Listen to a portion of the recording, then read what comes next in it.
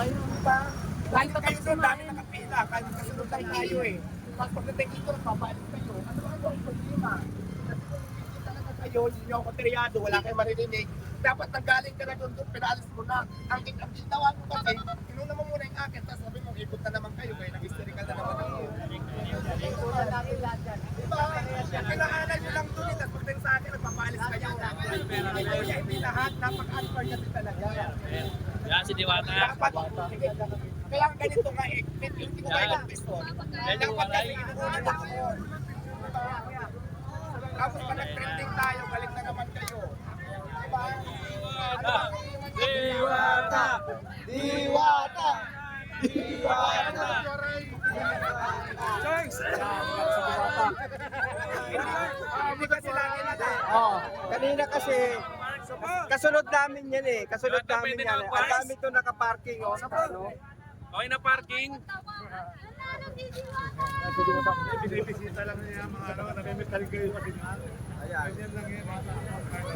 Alis din yan oh. Ang dami to nakaparking sa Diba ang dami naka-parking? Sa gitna pa. Ang dami naka-parking, double parking. Sa gitna pa. Hindi naman nila pinalis, pagdating sa atin pinapaalis. Yun lang naman eh. Napaka-unfair. Doon muna ako nakisumit ko na eh. Nakita mo diba ang dami parking doon? Kaya nga. Picture kita, ma'am. Ayun na, picture kita. Lapitan mo.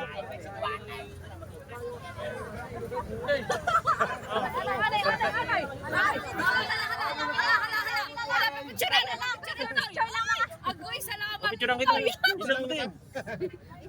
Picture mo na kayo, picture mo na kayo. Go, bro, picture mo na Kaya nga.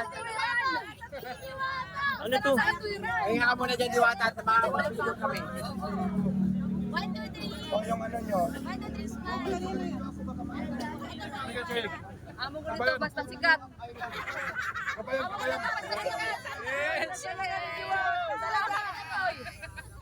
Oy, salamat. Thank you.